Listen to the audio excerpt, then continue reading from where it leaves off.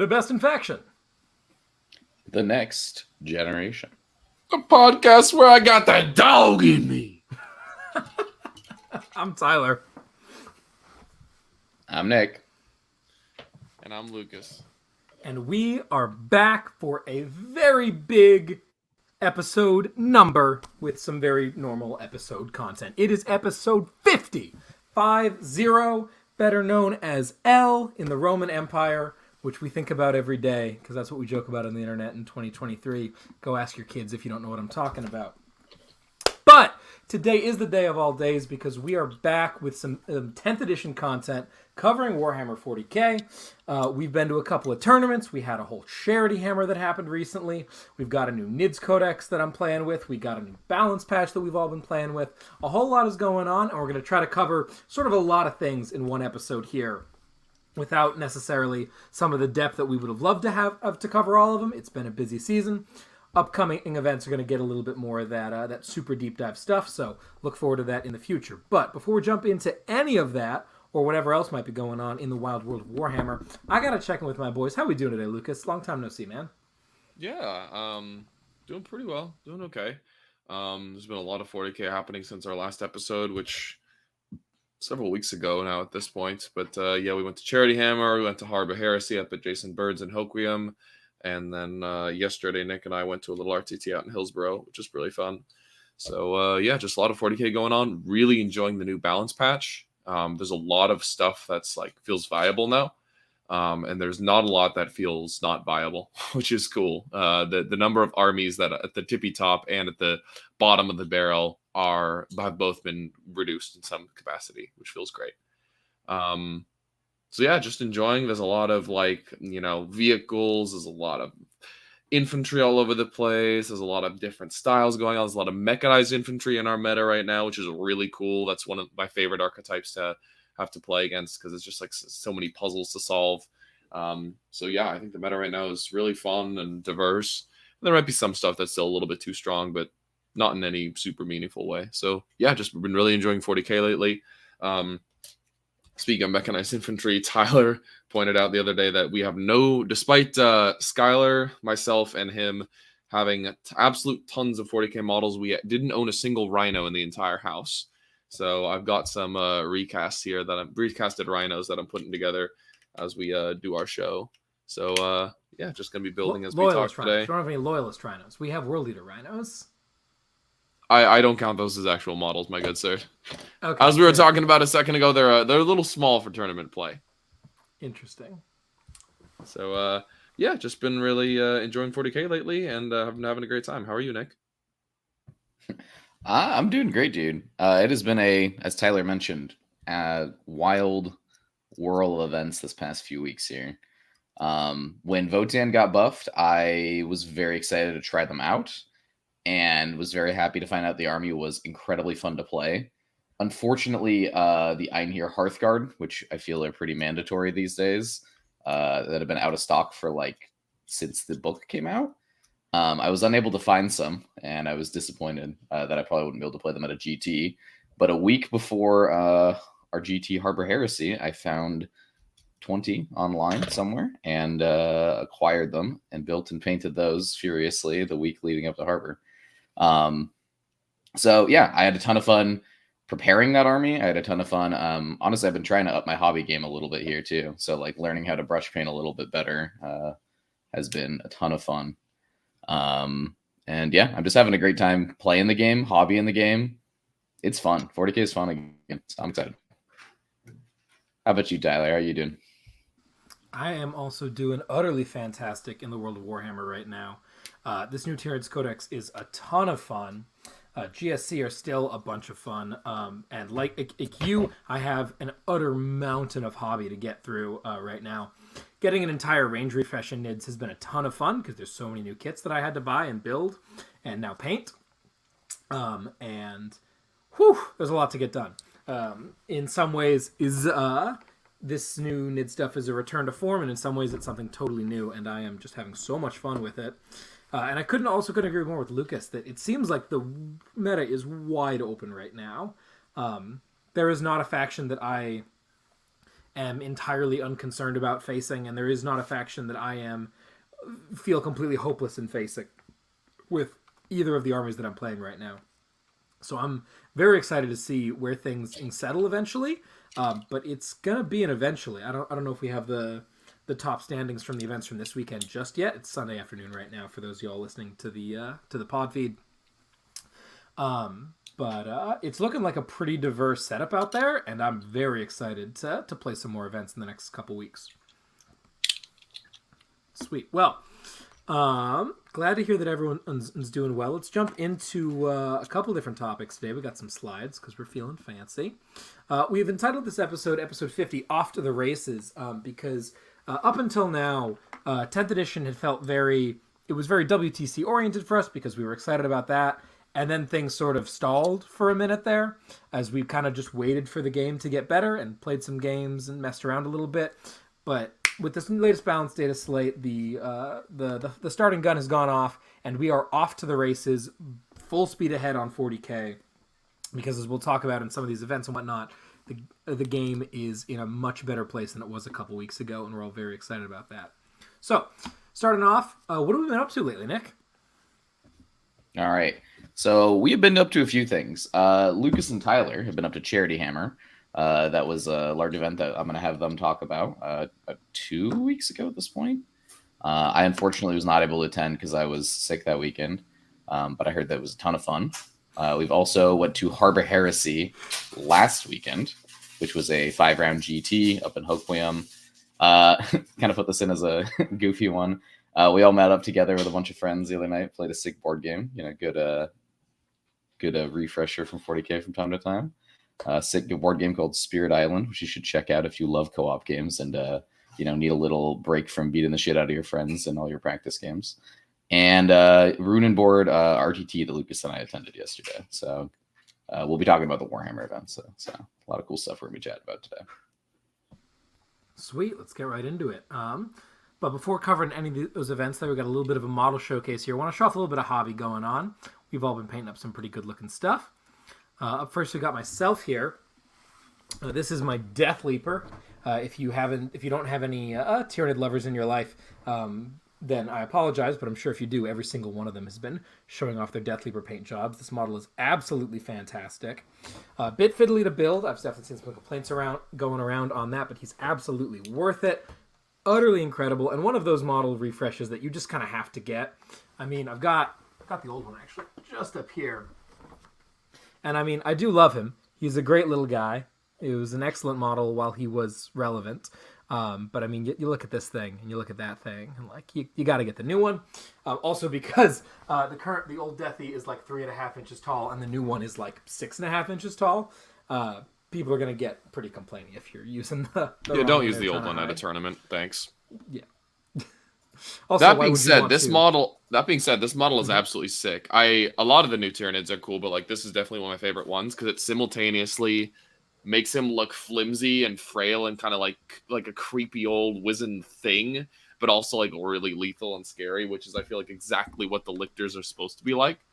If he was like big and bulky, I think it would just look so stupid. And that's kind of what they've been doing with a lot of new models. It's like big, meat, fucking chunk. And this guy's the exact opposite, which is perfect. Couldn't agree more. Also, Flesh Cape forever. Any of you Flesh Cape haters can get off my show. Yeah, if you hate the Flesh Cape, you're an idiot. Sorry. I appreciate that it's very visually distinct from the normal Lictor, because the Lictor's probably my favorite Tyranid model. Like that's what got me into 40K back in the day. And it was really hard to tell the difference between the Lictor and Death Leaper when they were both on the board. They're like, oh, this one that looks a little shittier is Death Leaper. And I'm like, oh, okay. I'm glad that the model I have over is here looking great. In clear resin, both of them. These are casts of the GW. One of these is Lictor. One of them is Death Leaper. Can you tell which is which? No, you can't. But yeah, now you totally can. They're even on different size bases, and Deathy is the badass that we always knew he was supposed to be. But characters are not what Tyranids are all about. As cool as this guy is, Tyranids are all about the Horde, baby! Griblies for frickin' days. So I spent this week building 120 termagants. I've got 100 of them depicted here from this new kit for my new Unending Swarm list that I'll talk about later. This kit is an absolute joy. It's pretty quick to go together too, because each gaunt is only 4 parts, which is really nice. I do own 300 termagants before I bought all of these, but I wasn't gonna just use those. The new kit is way better. It's on a different size base, and now all my guys have spine fists and the new special weapons. It was gonna be a lot. So I decided it was time to start over and bought 120 new gaunts. There's 100 of them here that are going into that list. They're going to be a lot of fun to paint coming up. So definitely look forward to progress on that. But the Horde is alive and well. Let's just say that. Heading over here to Mr. Troller with his Terminators. Yeah, so I've been kind of on the Chaos Knights and Orcs bandwagon for the last, umpteen years. I've never really played another army. I owned a Space Marine collection for a little while. But oftentimes when I paint, I will listen to audiobooks, and some captivate my attention more than others. And the Night Lords Omnibus trilogy by ADB I listened to recently was absolutely fantastic.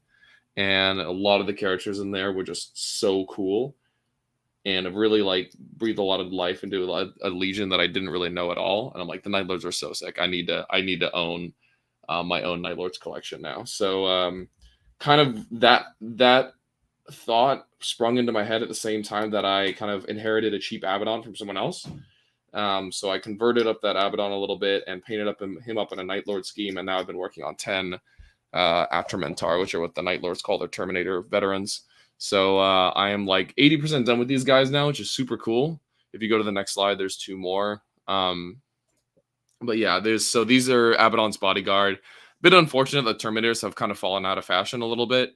They're just very expensive in a codex absolutely chock full of amazing data sheets. Not like chock full, but there are so many good choices that spending 600 points on Abaddon plus Terminators is a little bit clunky. But I don't care. I'm at any events in which I play CSM, I'm just gonna still run these guys because they're so cool. And I'm very excited to finish up their paint scheme, which should happen here in the next week or 2. They're just so cool, and I'm excited to see them finished. My Night Lord boys. Hell yeah, dude. They look absolutely fantastic, and I cannot wait to see the lightning on them, because I know you do a real good job at that as well. Yeah, Looking boy. sexy. Also, shout out to your new snow bases, which is a much better basing scheme than your previous Mud everywhere in Chaos. Very cool. Sweet. Mr. Juice Man, what do we got here in terms of looks like definitely normal sized people? Yeah. Definitely not, though. These are the Short Kings, the Votann Hearthkin, the backbone of the army. I mentioned long ago, back when I played 30 Hearthkin, and Votann got points nerfs heading into the end of 9th edition, and it was just not really feasible to play Hearthkin anymore. And it was really disappointing to have to cut troops from the list, because I had a ton of fun. This kit has a ton of character. And one of the things that I really enjoyed, at least with this edition, I know people don't love some of the whole free war gear stuff, but what's really cool about this is there's all these weird upgrades that you never really would be willing to pay points for on your dirt cheap troops, because they're just fodder. What's really fun is now you can outfit this kit, this unit, with a bunch of just cool free upgrades, and maybe it'll do something, maybe it'll just do an action and die, but at least when it dies, it gives them a judgment, go avenge your Hearthkin. So I've been having a ton of fun building up these little goon squads, as I call them, which are 3 little melee Hearthkin, and then a little comms. So if you decide to use grenades on them, you can get a 5-up CP refund, and then a little med pack. It's just a fun little 55-point unit that runs in and rock'em socks'em sometimes. And I just had a ton of fun building one of these one week and the other the next week, and it's been great, man. Been enjoying it. Nice, and we got one more guy here that I painted up here. So I've been seeing some talk on the internet about Uthar the Destined, so I decided to give him a little bit of a try at the RTT yesterday. And I decided, you know what? If I'm going to be playing Uthar, he deserves a real model, not a little call stand-in. So I went and picked one up and painted one up.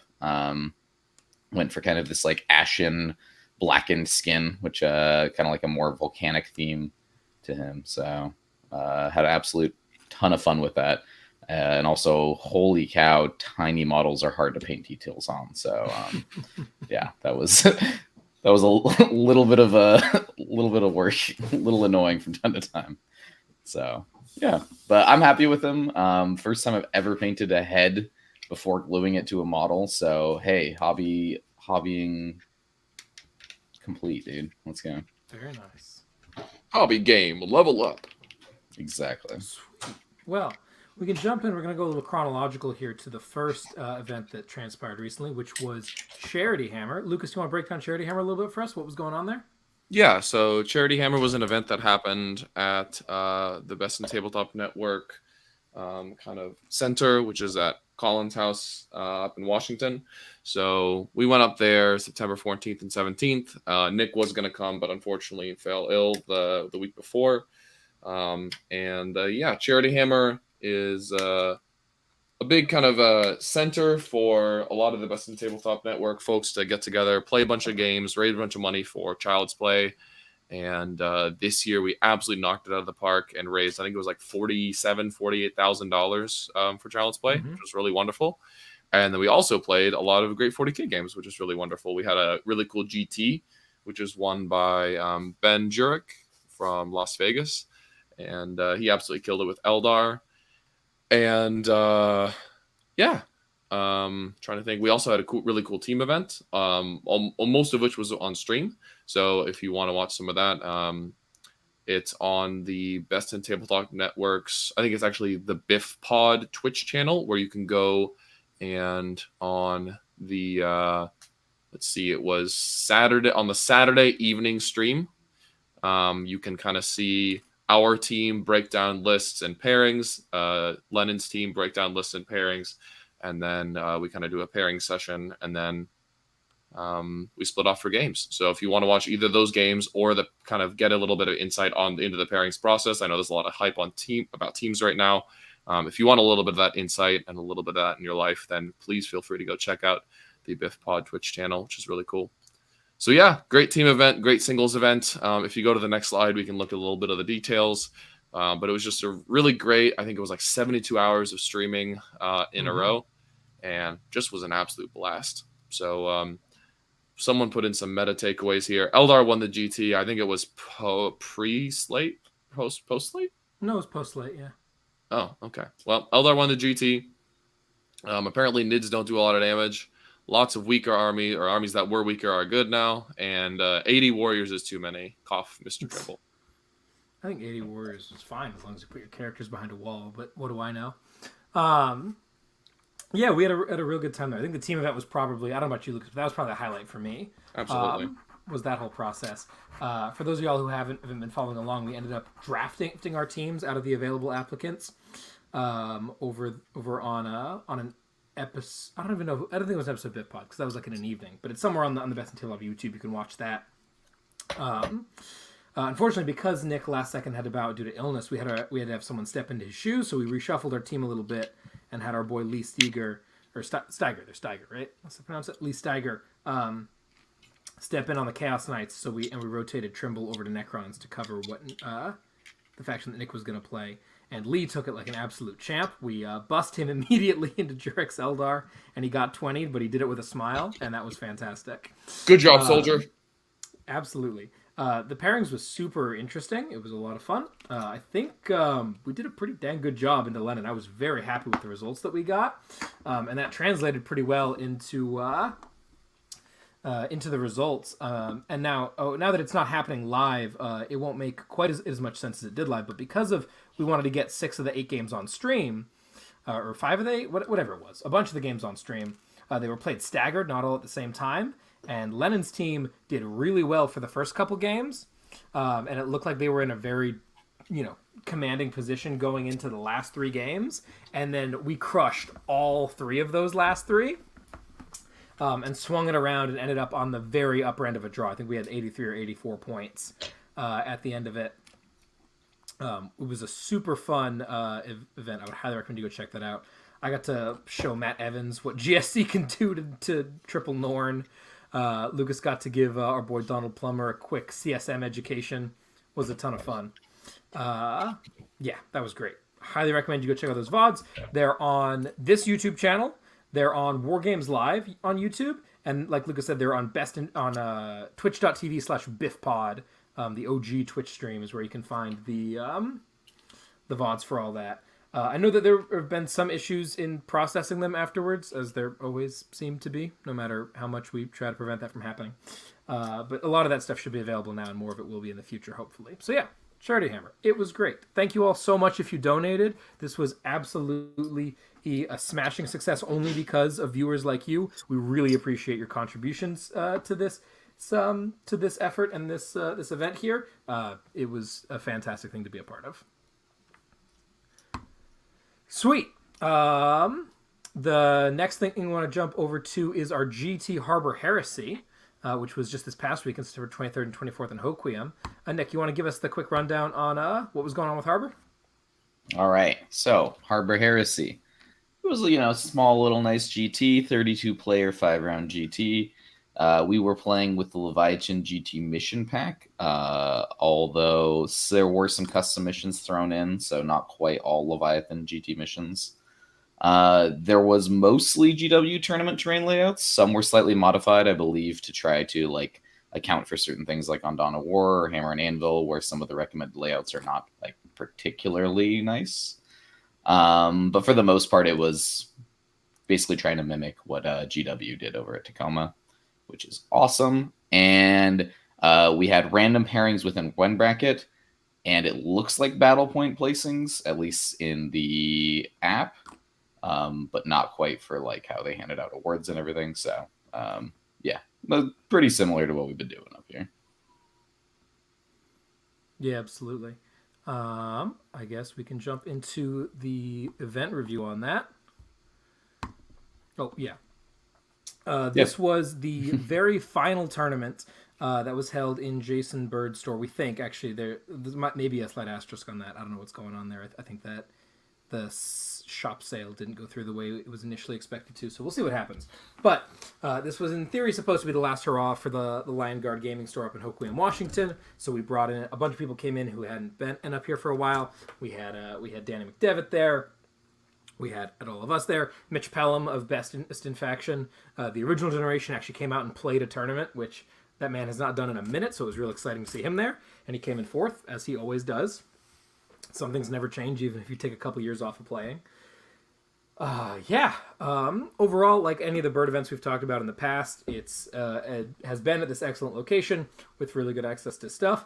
Something that was different this year than usual is that he decided to bring in just a whole couple cases of waters to make sure everyone was hydrated the whole time, which was a really great change of pace. Love free waters. It does not cost you that much as an event runner to make that happen, and it is a massive boon to all of your players. So, fully endorse that. Anything you guys want to add about the event itself? It was great to do a little send-off for the old store. I'm going to miss going there to play tournaments, but I hope that Northwest events in the future will be a little closer to home. Yeah. It's kind of one of those bummer things, that's whatever we review, and if we tell people hey, this place is great, come check it out. Well, you can't. The store's closing down. But Jason's been running events up here for the past 3 years for us. And he's going to keep running events out of other stores. So that same quality, that same feedback, he accepts feedback super well from the community.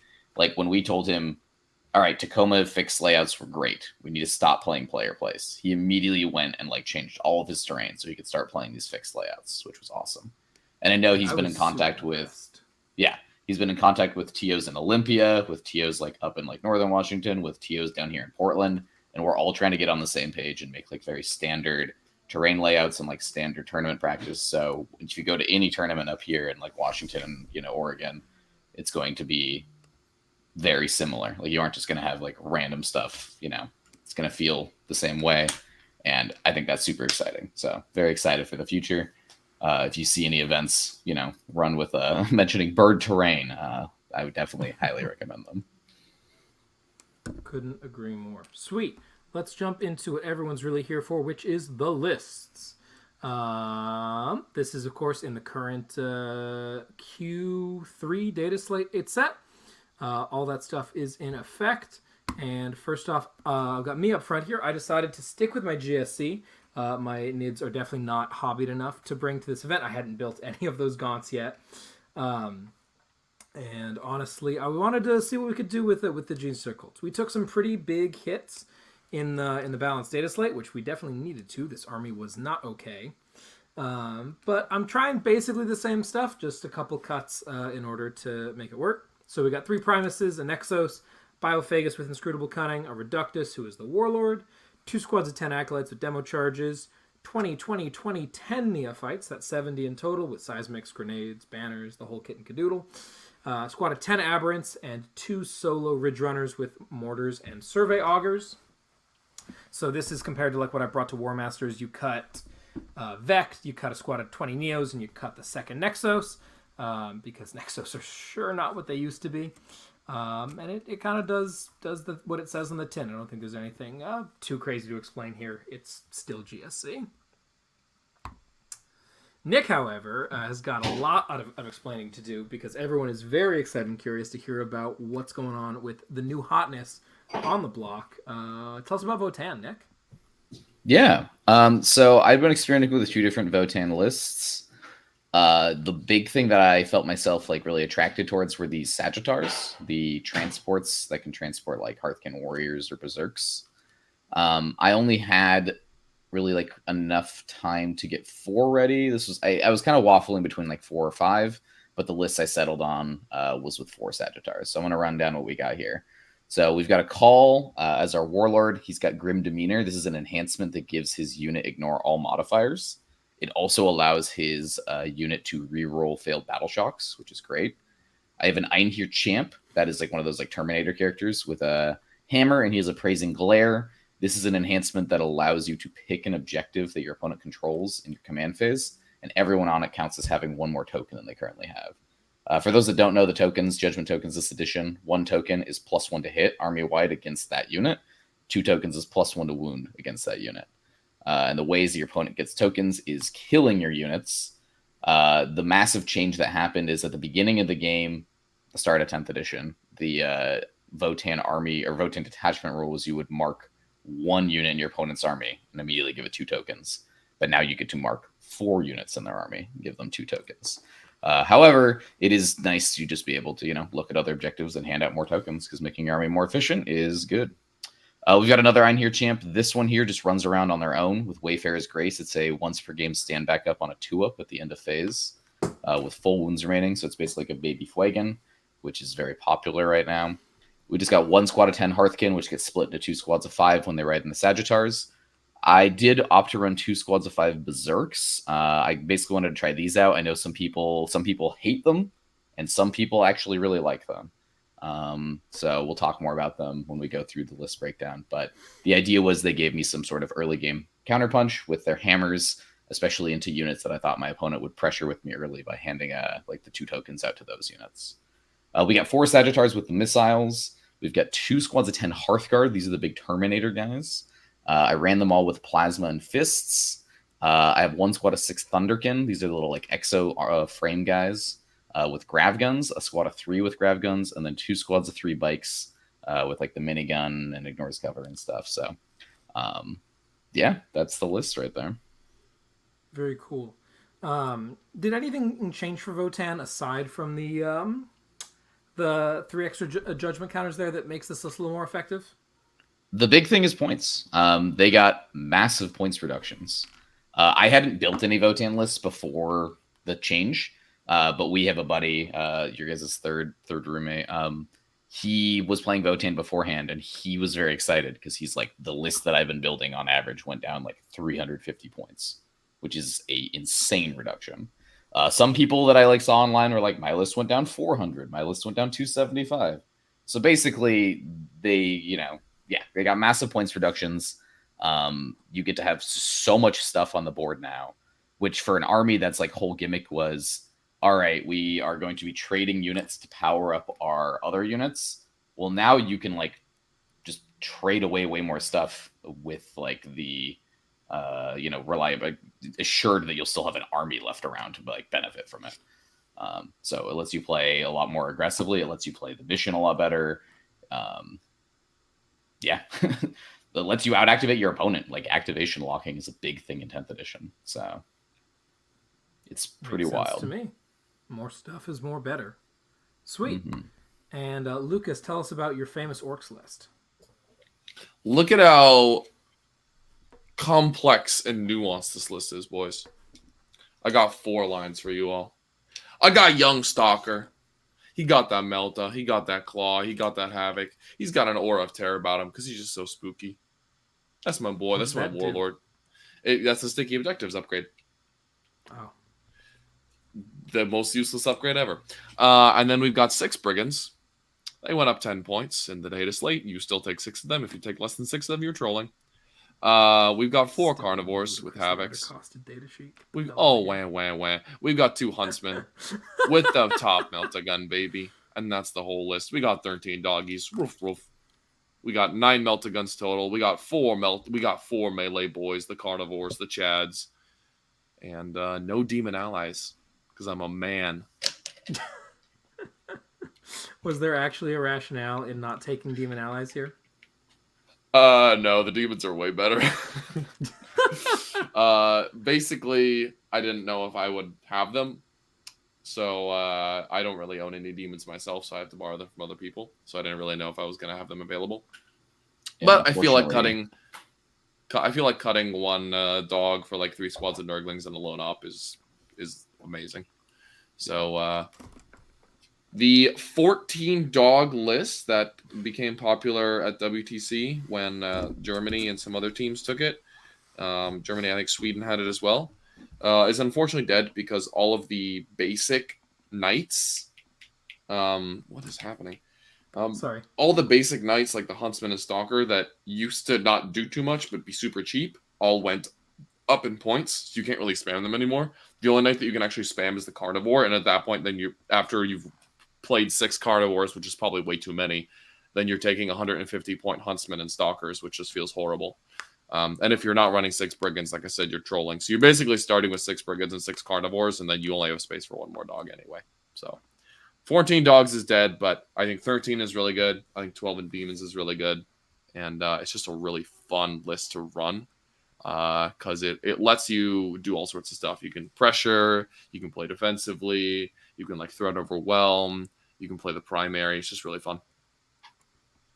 Absolutely. Very cool. Well, we're going to do a brief tournament rundown, hit all the different rounds here. Starting up round 1, we were playing Hammer and Anvil with some boring primary. Just like Taken Hold or something. I don't remember what it was. But it was Hammer and Anvil. I played into Knights, Nick played into Necrons, and Lucas played into our boy Tanner with his Death Guard and Chaos Knights. My Imperial Knights game, not especially exciting. GSC into Knights is a really bad matchup for Knights.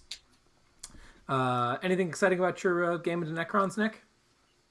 Yeah, and for the round 1, I believe it was the one where the middle was gone, and it was the one where you get like 5 for holding each midfield, 6 for your opponents, 2 for your backfield. Yeah, vital ground Hammer and Anvil, that's what it was. Yeah. So Necrons was something I was worried about. I mean, I know people would talk about Crons as like a boogeyman because Warriors got buffed.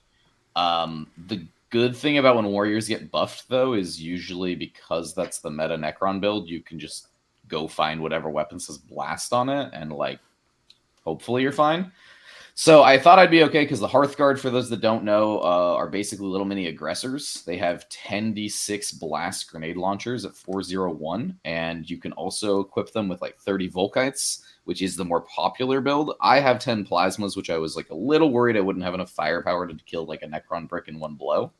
But Votann do have a 1 CP stratagem for sustained hits 1 or sustained hits 2 if your opponent has has at least 1 judgment token on them. So all those grenade launchers are shooting, 10d6 plus 40 with sustained hits 2, which is pretty good into Warriors. I will say, I know people like balked at the Crypto Thralls going up 20 points and immediately started like saying that they were gone. I think if you take the Crypto Thralls out, you're trolling. Those things are still insane. I think I killed 16 Crypto Thralls over the course of that game, which was absolutely ridiculous. I opened up with the Votann thing and I killed 19 Warriors and 2 Crypto Thralls, and I was like, bruh, shit. And then he brought both the Crypto Thralls and like 7 Warriors back, and I'm like, okay, very cool. Yeah, Anyway. I ended up winning that game. I opted to go for tactical. My list and Votann in general are really good at playing fix. Like the more Sagittars you have, the better you can play fix. Unfortunately, with no midfield objective, cleanse is very sketchy. There also isn't a great reason for me to go to the midfield to deploy homers. And he doesn't really give up assassinate or bring it down in his list. So I opted to go tactical. We did end up winning that game, but it's definitely one you have to respect. But if you can ever line up your Hearthguard into warriors, preferably without cover, they just disappear. So I think Krons are still very real, but they are still very much like a stat check army. And if you have like the right tools to deal with them, you just erase them and they're done. So, and I think more than 40 warriors is probably too many. Seems plausible. Lucas, tell me about this phenomenal game that transpired between you and Tanner. Well, I mean, Death Guard are really good when you're just relying on a couple. What's the list of first of all? For the Death Guard, Tanner had Mortarion, went down on points. Big tough boy, gives great support abilities. 30 Plague Marines with various weapons, riding in 3 Death Guard Rhinos, 10 Cultists, like 4 squads of 3 Nurglings, a bunch of characters to go with the Plague Marines, and a Knight Castigator. So Tanner is well known in the Northwest for his unorthodox list decision making. And he really likes just kind of throwing in, just like, he's like, this is the problem unit in our meta right now. We have to deal with 2 wound, power armor bodies. Okay, what can I go find that deals with 2 wound power armor bodies? And apparently the Castigator twin-linked bolt cannon was the answer. And lo and behold, did very well for him at this tournament. So the Castigator was his tech piece of choice for this event. And yeah, the game was super interesting. The new Death Guard are pretty resilient when they choose the -1 weapon skill, ballistic skill. And if they like bum rush you and make it into your lines, then it can be really scary. And with the various defensive tools that they have, as well as just like the cheapness of the Rhino, and the ability of mechanized infantry to both like push really aggressively, but also like if the car dies, then get out behind terrain and be totally safe. That kind of paradigm is like can be tough for Chaos Knights to deal with because it's their movement is somewhat limited. So it was definitely a very interesting game. I was on the back foot all the way through until the very end when I needed just this ridiculous string of Melt-a-Lances hitting and wounding the Castigator and a Carnivore making a 7-inch charge through a wall and punching the Castigator out to stand on an objective and win by like 3 points. And I managed to pull it all off somehow, just complete luck. And pulled that game up by a few points, but that was a very close one. Death Guard are definitely super scary, and can mess you up if you're not prepared or don't take them seriously. But it was a really fun game. Sweet, nice. I'm sure that was the only crazy close game you played this weekend. You couldn't possibly have done anything else. Nice job, dude. Do you have any? Do you have anything to say about IK? How do they feel since the day's slate? I know that in the past have been a little spooky. Yeah, but now they feel so bad. I mean, particularly GSC has a lot of really good Imperial Knight answers. But even with me making some questionable plays, because I hadn't played GSC in a minute, I was like, yeah, this math should be fine. And nothing's going to go wrong. Oh, things went wrong. Oh, things went wrong. I straight up forgot to ingress top of 2. Very intelligent play on my part. Oops. And it just didn't matter. The GSC firepower is still overwhelming. Our secondary play is still way better than theirs is. He was playing Canis and a pile of dogs, and the dogs just don't do anything into GSC, which is so funny because Chaos Knight dogs are my worst freaking nightmare, but Imperial dogs they're nothing. They go away and they don't do much. It's been unfortunate. All right. Yeah. Let's talk about round 2. This is a much better round. I got paired into Darby, our boy on the boys. Nick got paired into Mitch Pelham of Best in Tabletop fame. And Lucas played into... do we know the guy on CSM, or is this just a guy we met there? Oh gosh, I'm forgetting his name now. But yeah, he I don't think I had seen him at Bird's store before, so he's a new lad, lives in Olympia. Very cool. Yeah. And this mission was Search and Destroy, Chilling Rain, and Supply Drop as the primary. Yeah, so this game was absolutely wild into Darby. Man, Darby's bringing this crazy high pressure orcs list. He's got 3 squads of squigs, all with knobs or 2 with knobs. I don't remember. He's got a bunch of squads. He's got full squigs. He's also got full knobs on Warbike, which is a crazy unit that moves very fast. He had a Rucket Truck Squig Buggy, a squad or 2 of Grots, and a bunch of Storm Boys, and then the full Flash Get Bomb with Bad Ruck. And man, this army can put on the pressure. I think I scored 0 primary this game, maybe. Let me pull up the scorecard here. I scored 8 primary this game. I got an 8 on turn 4, and other than that, none. But Darby scored actually none, actually 0 primary. So it was a really tight one, a lot of back and forth. The GSC do really horrible things to orcs once they actually get to shoot at them. And this game is a whole lot of move blocking and a lot of careful positioning and clearing out areas to make sure that I'm safe so that I can pick up and put down and recycle my units as many times as is possible. But at the end of the day, this is one of the ones where, like, if the GSC player doesn't make any mistakes, it's really hard for this orc list to do anything about it, because GSC are just still very uninteractive if they're played correctly. And if you don't have guns to shoot at them with, I never have to get charged if I'm not willing to accept that as a reality. So well played by Darby. He kept it super close. This ends up being, was this 46-32, which is, supply drop scores, but it was a ton of fun, and definitely made me feel like GSC were still a good time in a way that a lot of the other games I played this weekend didn't. Very cool game. Great, well played by Darby.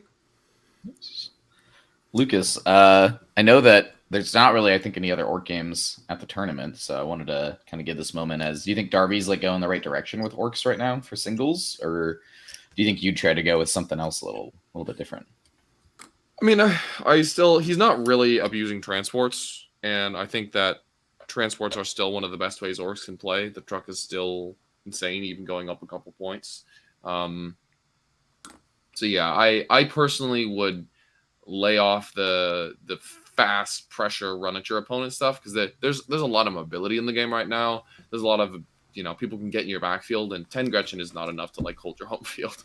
So if you can kind of spread out with more stuff and just kind of play a slow, grindy, a wear down your opponent game, and force them to kind of come into the teeth of your pig counter charge, I think that's where I would go for orc singles right now. But to be honest, I don't know how strong orcs are right now in singles. I think they're struggling a little bit. They're kind of a pressure army that doesn't do a lot of damage to a lot of foes, which is not a great place to be. So yeah, I think you gotta have some more trash. You gotta have some scoring ability, and foremost in that department is trucks and vehicles and fodder units. But it's a cool list. I mean, I like the archetype. I think it will struggle in a lot of matchups. Okay. Yeah. I'll talk about my game real quick here. So this one is definitely something I think that people who are fans of Space Wolves will be very excited to hear about. So Mitch Pelham, very famous for making very eccentric and creative lists, brought this very strange Space Wolves list that everyone was laughing about until he booty blasted his opponent round 1, and then people were starting to realize was more of a real list. So looking at this list, I mean, I see exactly what this is trying to do. It's a very high pressure list. He brought basically 2 giant bricks of Thunderwolf cavalry. They all have the weird, storm shields and stuff, so they're fairly tanky, T6, 4 wounds, 4 Penbuln. They also all had a Wolf Guard battle leader on Thunderwolf, which is their lieutenant equivalent in the squad. He gives them lethal hits, I believe, and he also gives them a once per game Blood Surge, which is very strong. Blood Surge, it's a little bit different though. It's after your opponent finishes shooting. If the Thunderwolf cavalry were the target of the attack, then they are able to immediately move D6 inches towards the closest enemy models. And I believe they can end that in combat as well. So it's this very high pressure melee list that if you shoot at it, it'll lurch towards you at least once, which can, be the difference between it making its charge or not next turn. Or if it advances up towards you, you might have to back away, because if it rolls that, D6 and it gets into combat with you, you can't shoot it anymore. One of the squads had a Thunderwolf Lord on it, which gives them rights of battle, so like you can repeat a battle tactic stratagem. And one of the squads has Logan Grimnar on Stormrider. This is a very memed upon datasheet. I believe it hasn't really been good at all since it came out like 10 years ago. This is, the ancient Santa guy on the sleigh, who, looking at that, you would not expect it to be able to join a unit of 7 other Thunderwolves. And when you look at its stats as well, it is a T6 12 wound 2-up, 4-up model that is also not a vehicle. It has the mounted keyword, but it still explodes. It has deadly demise D3. It's a very silly unit. It also, once per game, Logan Grimnar can call the Wah at the start of the Space Wolf player's charge phase, which gives the entire army charge rerolls and Chapter Master in melee for that turn only. So basically what this list tries to do is deploy on the line.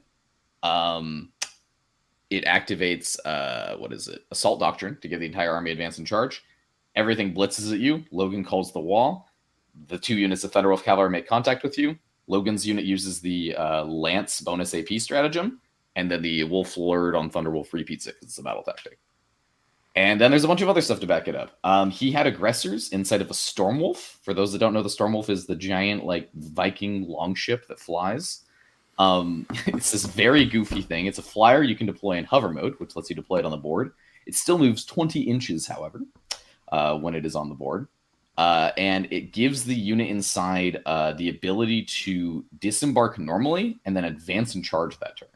So the whole idea is you switch the aggressors into Dev Doctrine, and they are able to advance and shoot now, but also they get the advance and charge from the Stormwolf. And then if you have another CP lying around, you can Stormify them as well, because they're in Dev Doctrine. Very funny stuff. And then it's backed up by Canis Rex, who's a very funny ally that I'm surprised I haven't seen in more lists, because he's just a very good knight who can use the CP reroll for free every turn. And then there's also some weird stuff with, the Wolfborn guy who can join Fenris Wolves. So it's a unit of just dogs running around with a Cyber Wolf that's also a character. I don't know how much I love that unit, but the core of the list was very funny. We were playing table corners, or quadrants, table quadrants, which makes it really scary when facing a pressure army like that deployed on the line. But I deployed to try to counter his pressure with some scout moves, and luckily I went first, so I just blew a bunch of shit off the board, and that was pretty much it. Very supply droppy, though. We rolled, and my safe objective was the first one to die, then the middle was the next one to die, and his was the one that was going to stick around. So I'm like, well, I got to put my foot on the gas and see what happens. I know he won his next 3 games, though, so, props to Mitch, and kudos to coming up with a very creative list. It was very funny. Yeah. The output of some of those things was nonsense, and the ability to apply pressure everywhere at once is, not an easy thing to deal with. So nice job, Nick, to fend that off. The best defense is so often a good offense. Hit him before he can even get a chance to. Good stuff there. Cool. All right, Lucas, how was your CSM game? It was pretty interesting. I played against Ryan Murphy. That's his name. Kind of playing CSM good stuff. Terminators led by Abaddon. He had a bunch of cultists. He had 2 Forge Fiends. He had 2 Vindicators, which were something I had not considered. But, with the ability of CSM to basically make any datasheet shoot hard, they are very, very good. And what else was there? Oh, he had some Obliterators as well. So just lots of shooting, and then Abaddon Terminator. Brick, I think this is not really a good matchup for CK. CK is, real struggles are just if your opponent brings enough damage to kill all your guys before you can do the pressure bullying thing for enough of the game. And unfortunately, I feel like Ryan kind of he waffled about in his DZ for a little too much and let me get the first hit on him on multiple fronts, which, with how few, if you run a shooting heavy CSM list, you don't really have a lot of stuff. So if you take the first blow and lose a lot of assets early, you're basically completely shit out of luck. So, by turn 2, he basically had 20 cultists in outflank and 10 Terminators with Abaddon in the middle board, and that was all he had left. So yeah, you don't want to let 9 Meltalances shoot your vehicles before you do anything with them. So yeah, it ends up being a big blowout game for me, but definitely learned a lot. The CSM can be scary, and they can kill you if you give them the opportunity. So it was a fun game. Very cool. Everyone feeling great going 2-0 heading into round 3. And this is where we hit our first team kill of the weekend because Nick and I got paired and Lucas got paired into a different kind of mirror, the regular kind. How about you go first, Lucas, just because Nick and I are going to have the same game here. Yeah, I got the Chaos Knights Mirror matchup against our boy Jaden, who came up from Portland, hadn't played very much Warhammer, got kind of sucked in by Tanner to play in at the tourney, the last go at Lion Guard, and did actually very well. I think he went 3-1 and then dropped with CK, which honestly for his first event and some of his first games of Warhammer was pretty impressive. So well done, Jaden. He was running Chaos Knights. He had 5 Brigands, 2 Carnivores, an Atropos, and a Rampager. Rampager, for those who have not seen, got a points drop, and with the new ability to hide while having the towering keyword is actually very, very good. Can like do the carnivore thing, but even faster, really, with the once per game advance and charge. And it's just a huge threat projection if you can find a good midfield ruin to park behind. So this was a really fun game. It was kind of not super cerebral. We were kind of just like taking huge chunks out of each other and blowing each other up, and whoever's melt is whiffed more basically lost. And yeah, it was really fun. We both took tactical cards. So there was a lot of randomness of like, oh my god, the tactical deck fucked me this round, and then next round it was like, oh, he drew 0 points on his tactical. Let's go. So just a lot of fun moments, and I ended up edging the game out by a couple points. Yeah, it looks like 83-68. So yeah, I think with the dogs having 13 dogs as opposed to 7 means if I just cut down his unit count, he's going to do more damage to me over the course of the game, and he definitely had more material left at the end of the game than I did. But if I can just cut down his unit count early, then we're kind of chilling. So yeah, ended up on turn 2 kind of ignoring the big knights, mitigating the Rampager as much as I could, and then scalping out like 2 or 3 brigands and both carnivores.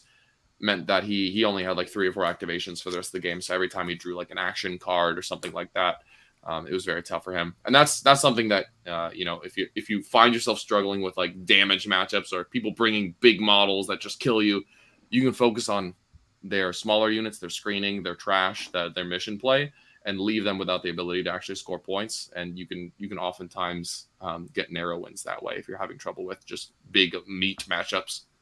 But yeah, it was a lot of fun. Your opponents will call that getting scammed. What will actually happen is they got outplayed. Good thinking, Lucas. Cunning. Yeah, and Nick got paired into the handsomest player at the tournament. How'd you feel about that matchup? I mean, I was pretty scared. I know GSC's like damage wasn't really what got nerfed, only like their ability to recur. And I felt like, after all of like, watching Lucas play like a bunch of his practice games into you and like seeing how he did at WC, I felt pretty comfortable with being able to like manage the recursion and trying to like tag stuff. And I opted to go fixed tier, Assassinate and Homers, which is a very good pick into GSC, I find, or we've found. So I felt pretty solid on that. It was more, I was like, all right, I do not want the Bomba Squad to drop in and one-shot 10 Hearthguard, because that will suck. So it was a lot of trying to mitigate that through screening, and worst comes to worst, just threatening with an Overwatch and hoping the Overwatch spikes in my favor. Yeah, I was just pretty spooked. I hadn't actually played a full game into GSC yet, so I was ready to scrap, dude, as most of our games always come down to. They're very scrappy. Yeah, I was nervous and excited, but I mean, as team kills go, bummer that one of us is going to get knocked out, but exciting that, one of us is going to keep going. So, Absolutely. How about you? How do you feel about going into the dwarfs, dude? Yeah, I mean, fundamentally, like it's a slow army with guns, which is generally a really good sign for me. One of the main GSC building blocks are like, hey, stand in a position where you can kill everything that can get within 12 of you, and then be untargetable outside of 12, and then laugh. And when your army, most of the things that I'm scared of, particularly the Hearthguard, move 5. And then that's it. Making that number only be 17 inches away from those units while killing other stuff seems real good. Unfortunately, you also have a lot of transports, which is not a thing that GSC likes. We are probably one of the most activation lockable armies out there because like our damage is still great, but it's really concentrated in just a couple of units.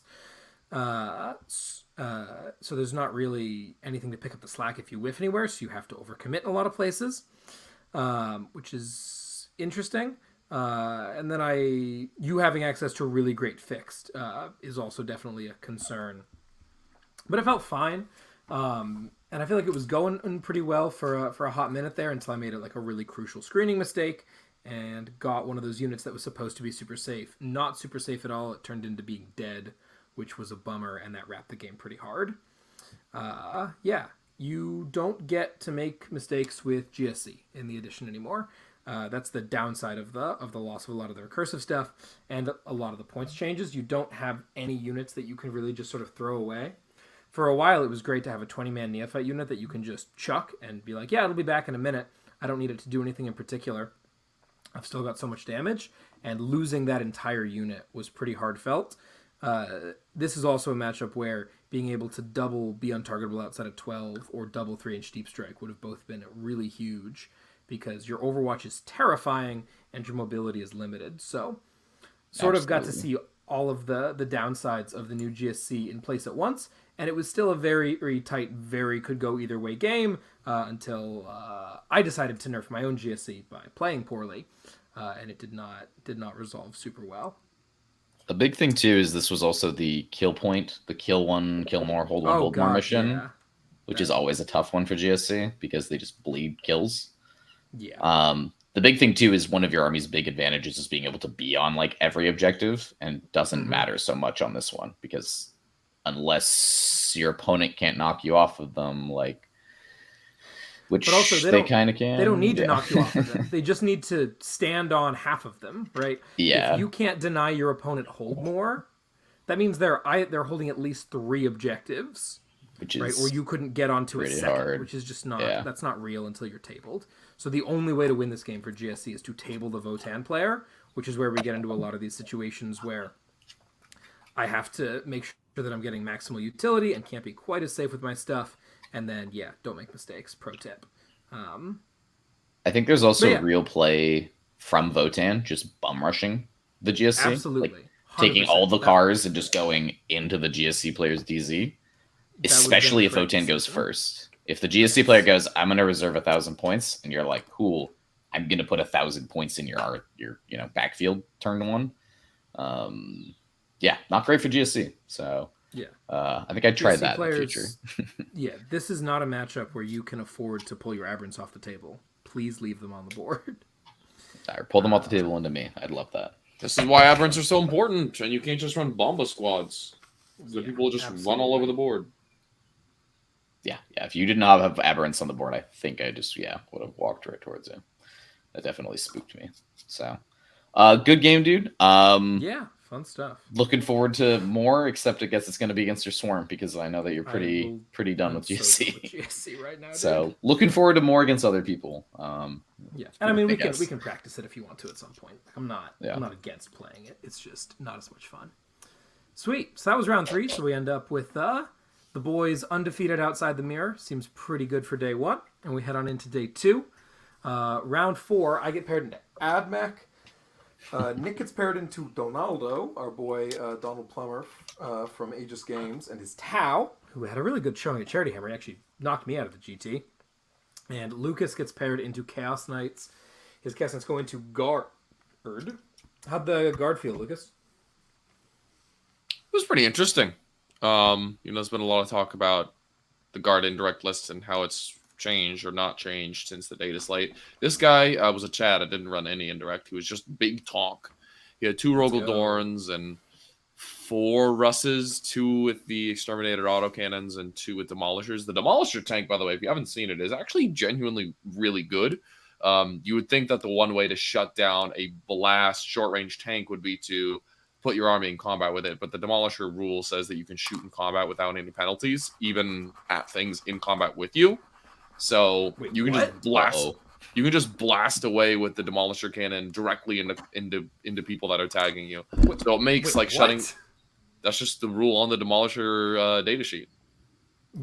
This is a Lehman Russ Demolisher? Yep.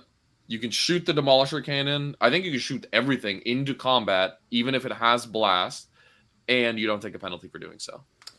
When making range attacks with its Demolisher battle cannon, this model can target units within engagement range of it, provided no other friendly units are also within engagement range of that unit. In addition, when making range attacks, this model does not suffer the penalty to hit rolls for being within engagement range more than one enemy unit. That's hilarious. Okay, so you have to tag it and something else simultaneously if you want to actually do the thing, but then they can just fall back with the other thing. That's so cool. That's an awesome data sheet. It is very cool and very strong. And the gun is very good. It's like D6 plus 3 shots with blast at 14 minus 3 D6. Relax. So it's very good at killing war dogs. So yeah, his whole army actually was very efficient at killing war dogs, which meant that I needed to reserve a lot and then kind of like be cautious as I crept up the table. But just like my game into Ryan, this was a well, actually, no, that's not entirely true. So he, what he did, what I thought what was going to happen was we would play slow and KG, but his guys move slower than mine, so will always be able to take the first hit. And especially with my mortars, I can like work through a squad of guardsmen a turn, so I can whittle away at his assets. He'll feel pressure to come to me, and then I'll get the first strike on him. And if I can like knock out 2 tanks and get in combat with the other ones, I'll probably win the game. But what happened was he ended up using move instead of the +1 to hit order to get a bunch of angles on turn 1 and like just barely long range snipe like 2 or 3 dogs. And I'm like, okay, I'm done with this. Bring in all my reserves on turn 2. Everyone's in melter range.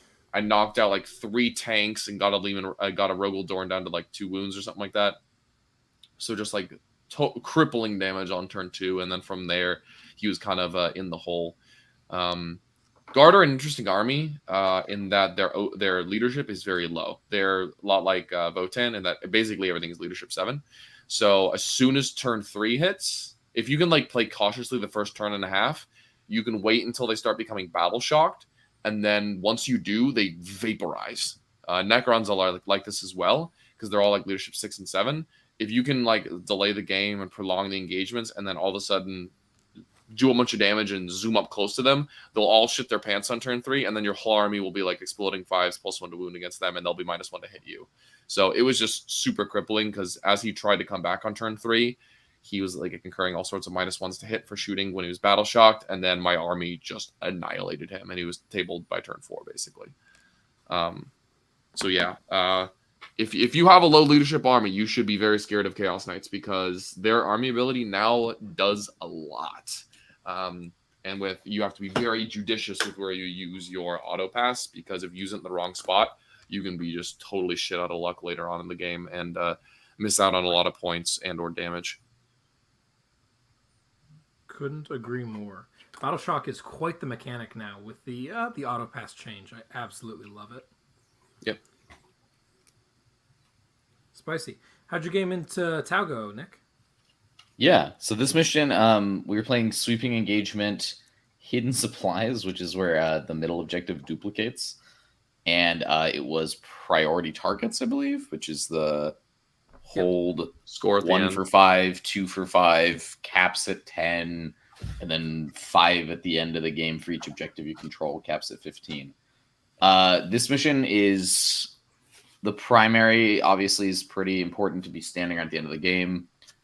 Going second can be a bit of a big bonus because you can knock people off of objectives and take them back before that bonus at the end.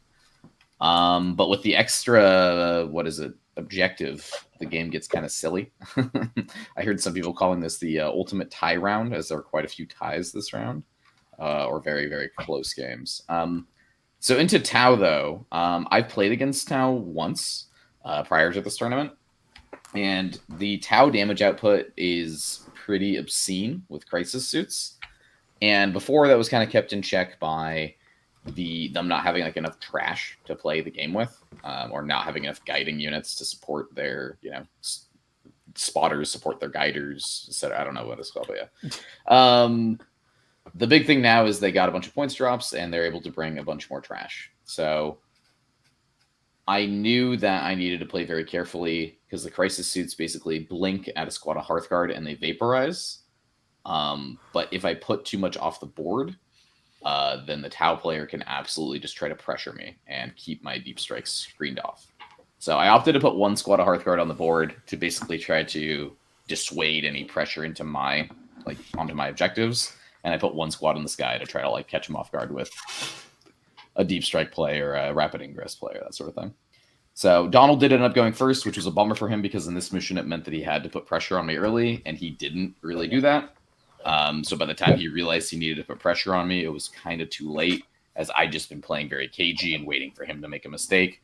And he then did put his foot on the gas to try to win the game, and I was just able to basically like pick up the big brick of Crisis, pick up Farsight's Crisis brick, and just like kill a bunch of his tanks, and then like get onto a bunch of objectives. And at that point, he had like one Cold Star commander running around, which still shot 10 Hearthguard through AOC and killed all of them, which was great. A squad of 3 Crisis and a commander did that. Awesome. But yeah, it was a very, very fun game. I think Tau are very real. But again, they have to be played carefully. They have to like, recognize when to pressure. But they absolutely have the tools to do that.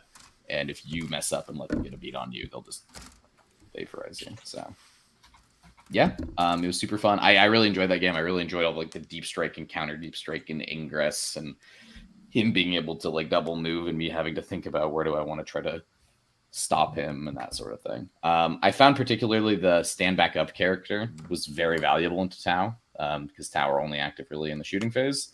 So being able to put that character behind a wall, force them to come out and kill it, and then if they want to fire and fade away, that's fine, but I'll stand back up and still on the objective. So you can stick around, but then I get to walk out and charge you.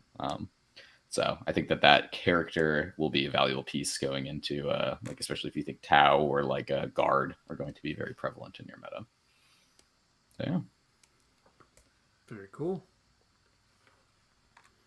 Yeah, they Tau definitely seem like they've got the juice all of a sudden. We've been seeing them do well at a bunch of events, both here and otherwise. So be prepping for them. They were a meme for a while, and they are definitely not anymore. Yeah. If you do play against them though, Bring It Down is insane. All the suits are vehicles, yes. And every time they overcharge, they kill like 2 of them. So that's like 4 points for you. I opted to take Bring It Down homers, and if your army can do that, you should probably do the same thing. Yeah, if you're considering tactical, you need to acknowledge that you are leaving 20 Bring It Down points on the table. Like you're never not going to get 20 points against Tau. Yeah. Yeah, absolutely. Cool. Yeah, so speaking of armies that got decent-sized glow-ups to not be garbage anymore and shoot like hell, I got to play that round into Admech, which was into Linton Rowan, who we've all run into a couple of times recently. This is a man who's famous for running 30 Wolfen directly into your face for a while. You can't do that anymore because Wolfen are terrible. Suck it, Space Wolf players. I'm not sorry. So instead, he's decided that he should run 18 Cataphron Breachers at you as fast as he can. Admech is the other run-and-gun army other than Tyranids. Their entire army is assault weapons, which I think is hilarious.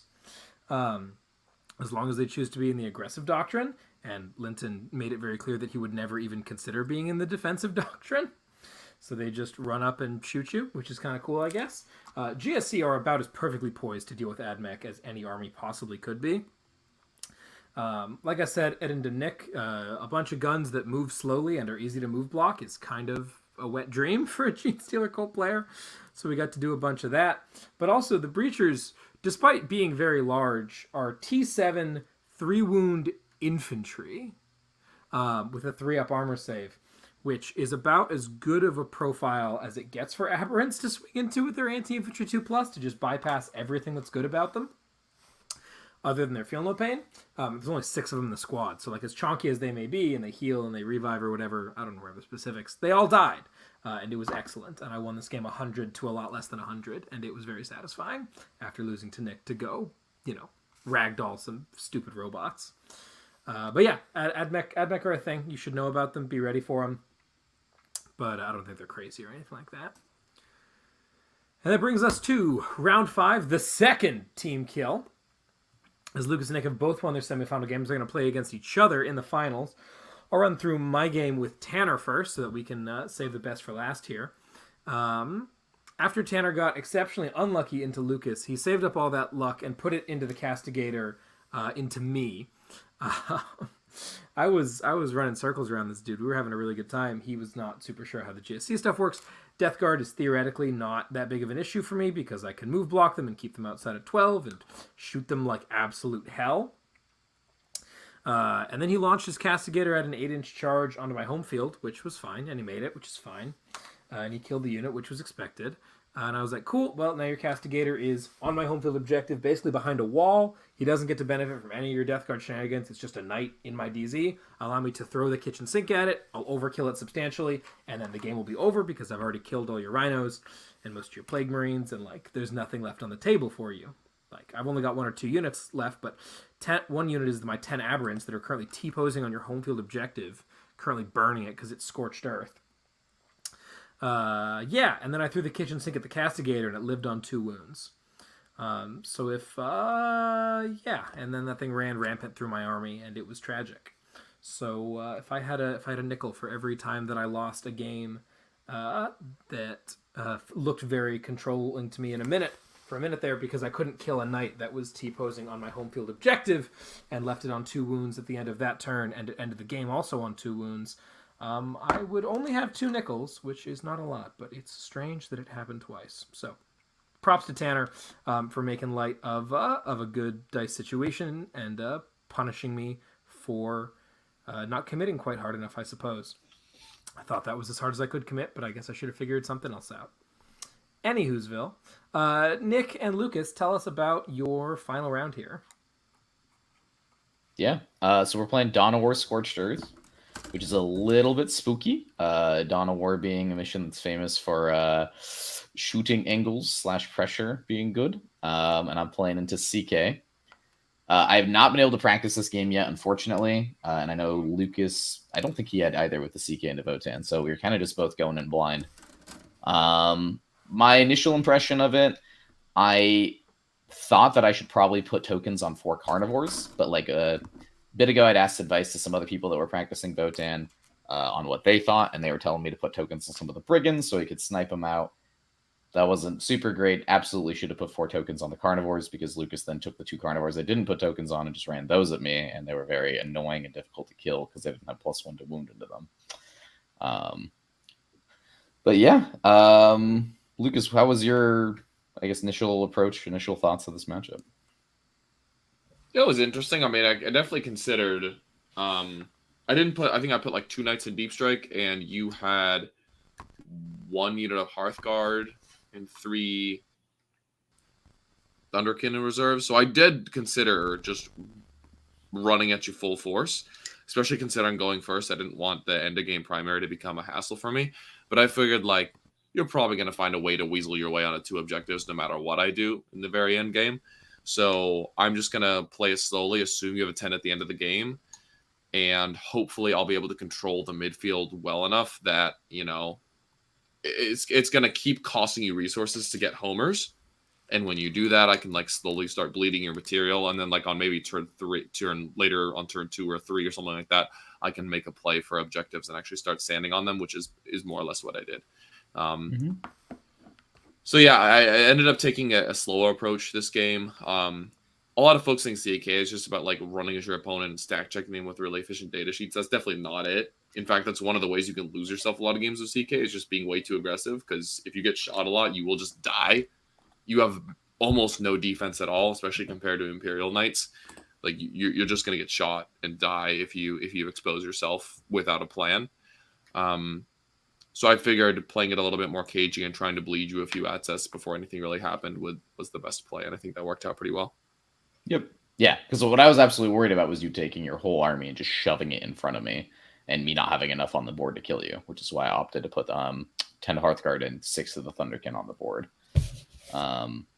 So, I mean, kudos to you to playing the more slow, reactive approach and just trying to, like, what is it? Stage pressure from a bunch of different angles. So I think you played that very well. And I think if a lot of CK players just run right into Votann, they're going to die. So, yeah. Sorry, go ahead.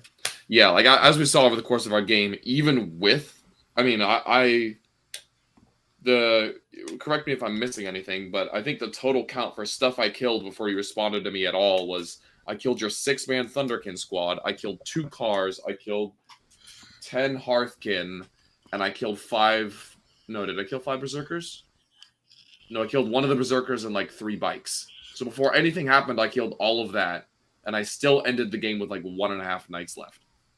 So like, if you just try to play aggressive and stat check them, you're gonna die. And you need to know which matchups those are before you go in, so you don't all of a sudden end up on turn 2, half your armigers are dead and you've killed nothing.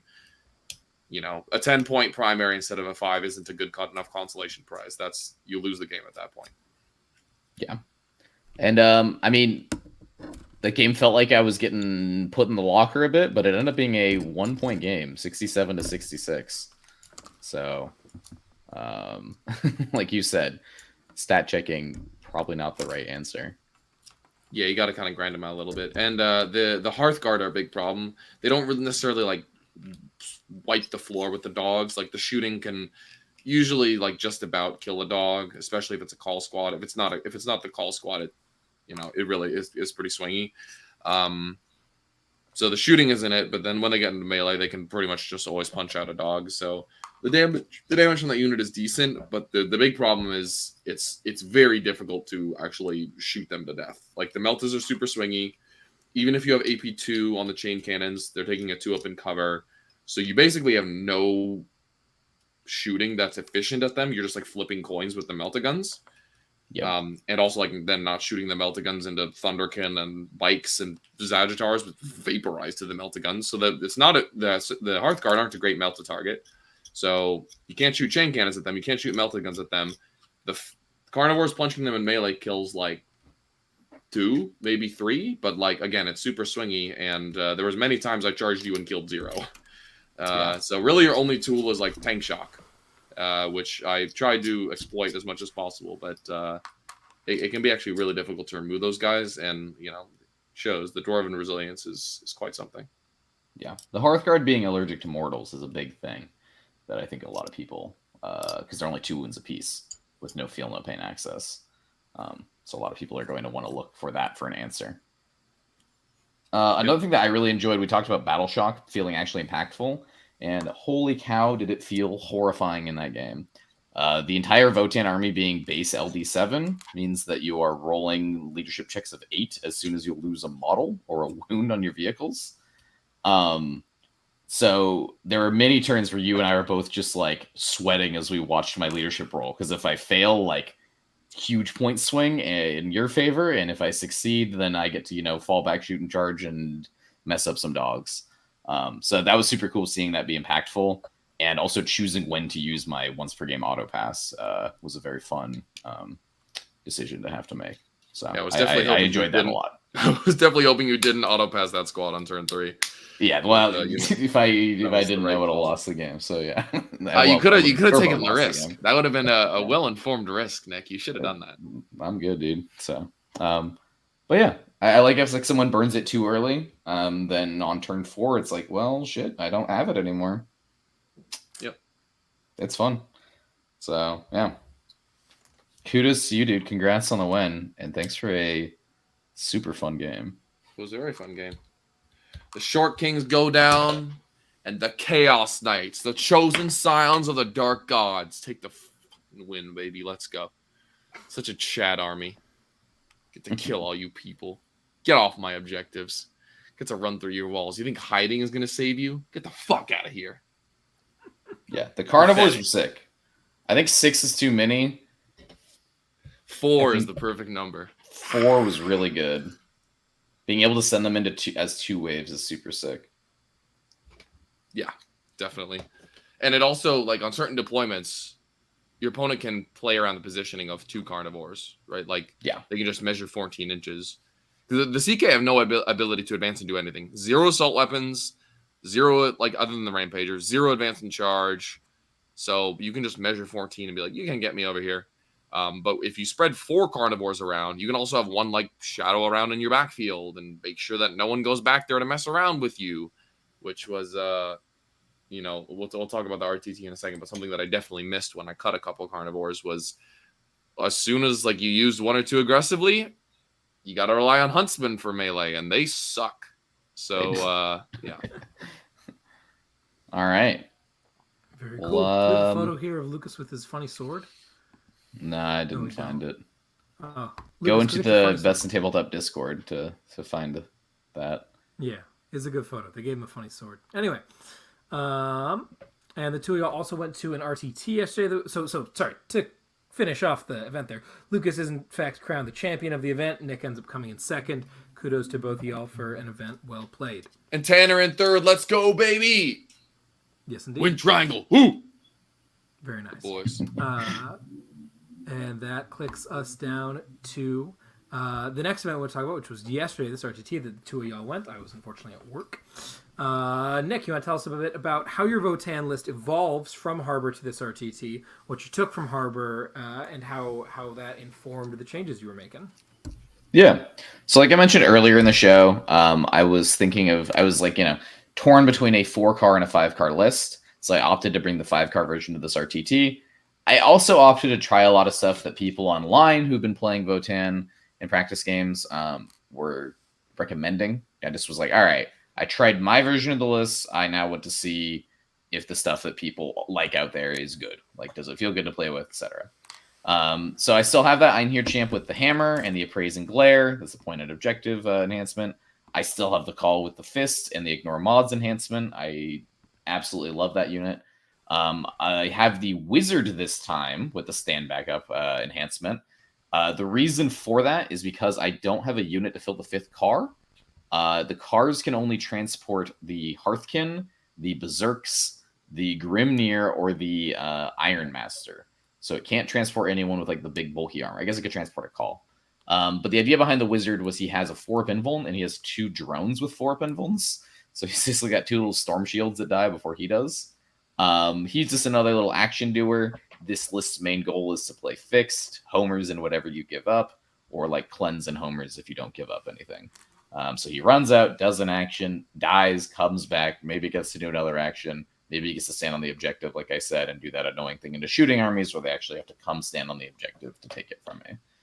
I'm also running Uthar the Destined. This is a weird little bit of tech that I've been seeing float around. Uthar, the main idea behind him is you can have him load up with a squad of Hearthkin with 3 melee weapons. And now you have this little idiot unit that can run out early if someone wants to like also take fix into you or like has a good early infiltrate unit or a good scout unit and they play it near the middle of the board or on an objective. You can run Uthar's hit squad over there and it's like 6 attacks at 5/2/2 and then 5 attacks at 6/3/2 with dev wounds, flip a 6 on Uthar, and you can kill them. And what's super nice is since you can hand out the 4 tokens at the start of the game, after knowing who goes first, it's the start of the game ability, you could see someone like maybe, scout something aggressively towards you, or like their infiltrators are already deployed, and you can be like, I'll mark that unit, because if you kill that unit in the first battle round, you'll get 3 CP at the start of your next command phase. So Uthar squad being able to run in for relatively cheap and just kill that unit and get you 3 CP, and then be this kind of sticky unit is pretty nice because it's an OC11 unit. Uthar has a 5 wounds, T5. He has a 4-up invuln, and he has a very cool ability where he reduces all damage he takes to 1. Since he's also your warlord, he has access to a 1 CP strat where if his unit is reduced below half strength but not wiped out, you can glare at them and give them 2 tokens. It's normally 1 token, but since he's your warlord, it's 2. So what's cool is if someone doesn't commit enough to kill that unit, you can be like, I'm mad at you. My whole army is now +1 to hit and wound against you, which is very nice to hand out early tokens. It's a cute little piece of tech. I definitely don't think it's mandatory or anything, but it was very fun to play with. Got 2 squads of the Punchy Hearthkin. I've got 5 Sagittars with the beams this time. This is the ultimate lotto weapon. Rather than 2 shots at 12/3/3, it's 2 shots at 12/3d6, but sustained hits d3. So sometimes you roll a 6 and you get 5 hits on 2 dice, which is funny. And then I have the 2 big bricks of Hearth Guard. This time, 10 have Plasma, 10 have Volkite. And I just have 2 squads of 3 Thunderkin this time instead of the big squad of 6 and the squad of 3. And then, of course, the 2 squads of 3 bikes.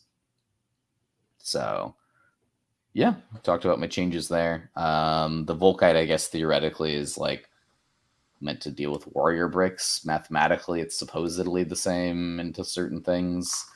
I found the plasma's usually better into 2-up armor.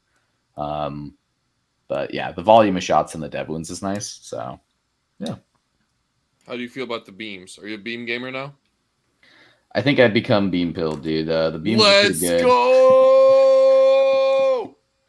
The extra range of the missiles is never really that big because it's like 36 versus 24 is cool, but your Sagittars want to get up into the thick of the fight because usually they're hanging out behind walls, like pooping out guys onto objectives to go do actions, or standing on objectives themselves because they're OC3 for some reason. What? So yeah, the Sagittars OC3, dude. It's T10 9 wounds OC3, the ultimate Rhino. So the beams are nice because while the missiles are like theoretically more reliable because of flat 3, it caps at 6 damage, right? The beam could be anywhere from 0 to 12. And also it could be more than that if you roll 6s. So it's this big, slot machine that you never get to plan around, but your opponent also can't plan around. They could be like, okay, maybe this one Sagittar will kill my one War Dog. Who knows? Whereas the Sagittars with the missiles like never one-shot a War Dog. So I think that element of randomness is very good, especially because like you never really could rely on the missiles because your unit's like hitting on 3s, wounding on 2s or 3s with no rerolls of any kind. So why not invest all the way into the swinginess, and sometimes you roll a 6 and it's mega funny. And maybe Mortarion takes 0 damage or he takes 15 damage from one Sagittar activation. Who knows? That never happened to me. That never happened to Tanner. Yeah. This principle is really interesting, and I also have used and abused it in the past. Orcs are kind of notorious for having like very random high variance shooting, and that can be something that can really take your opponent off guard and is, what a lot of high level 40k is built around planning and probability, right? Like, my opponent could go for this risky 10-inch charge. It's probably not a good idea though, because if he fails it, he's going to be out in the open and lose an asset for free. My opponent could go over here and get these points, but he's making a 3-point trade for losing this material, that kind of thing. So the cheaper your units are, the better it is to have them have like random effects. So the Sagittar is a great example of that because it's like 100 points for, Yep. The missiles were, I can expect this to do like 3 to maybe 6 damage if I get lucky. That's never something to really plan around, and it's never something that like hits you any important breakpoints. Whereas the laser beam is like the Votann player can just say, I really don't care if these do 0 damage the whole game. I'm just going to keep shooting you with this lottery cannon, and eventually, and you can't plan around it either. And eventually, I'm going to spike up, and you're going to be a fucking upset. But like, that's just kind of the point of the gun. The same thing with the shock attack gun for orcs in prior editions, right? Like after you took the super shocker, you could just take a like 60-point idiot who 4 out of the 5 turns of the game did nothing, and then once did like 20 mortal wounds to your opponent. It's never something to plan around. It's never something that you can like expect when it's going to happen or how it's going to happen or how it's going to impact the game. But like if it's 60 points, who really cares if it does nothing all game? So if you have cheap stuff in your book that has like high variance, either like mobility or shooting, or defense even. This is like Death Guard can do this a lot, where they can just take a ton of cheap stuff and try to happen to outlast the opponent's damage. I think that you can have a lot of success doing that. Yeah, absolutely. It's also funny. Yeah, I'm with you there. Anything under 100 points that has a 4-up invuln is just like fundamentally a big question mark to deal with, and can have that reciprocal effect, like you were saying, Lucas. I dig that a lot as a strategy.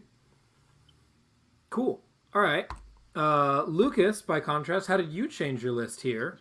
It's now Giga Cringe. It is Giga Cringe, dude. Less War Dog. So I took the list from Harbor Heresy. I dropped the Sticky Objectives enhancement, and I dropped 2 Carnivores. In exchange, I picked up 1 Huntsman, so I went down 1 dog net. And then that 1 dog that I dropped allowed me to buy 2 squads of 3 Nurglings and the Changeling. So ideally, I would have brought the Blue Scribes if he was available. Unfortunately, no one in Portland freaking has one.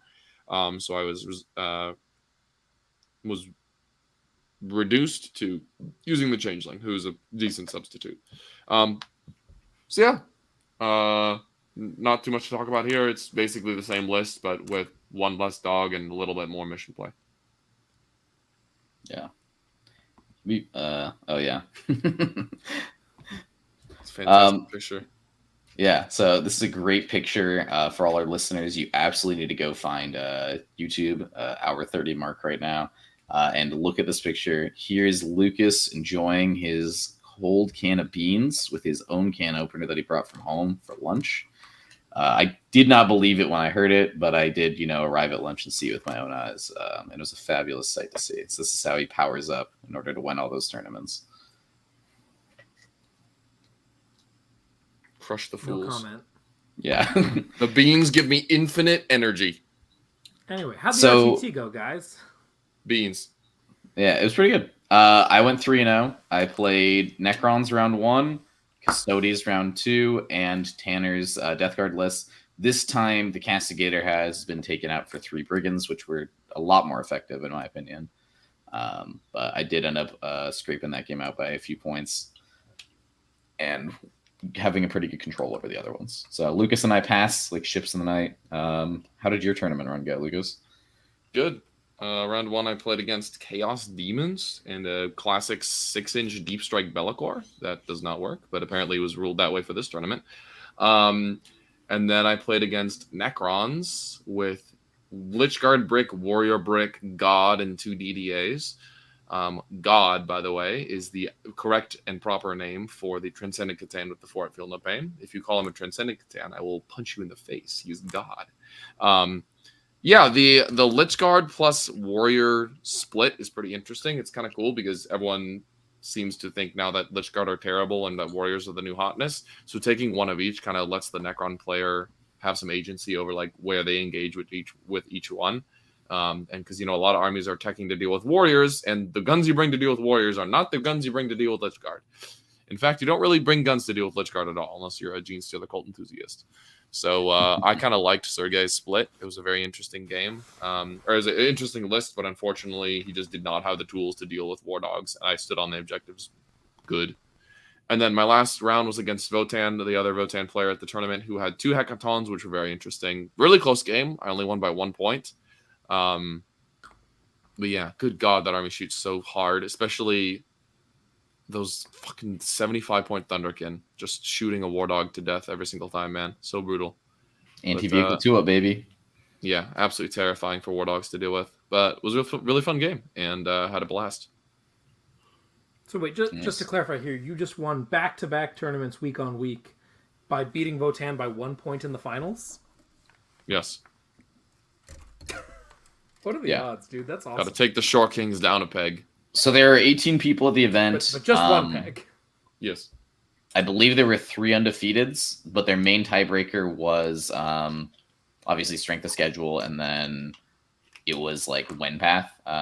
So Lucas ended up playing more difficult opponents based off of his win path there, and ended up getting the win, which was super sick, dude.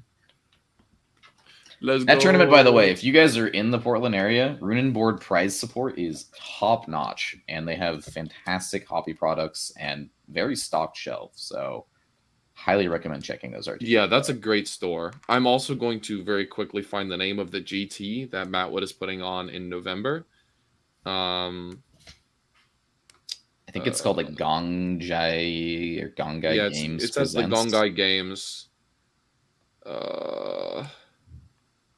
So this is going to be like a 32-person GT over Veterans Day weekend.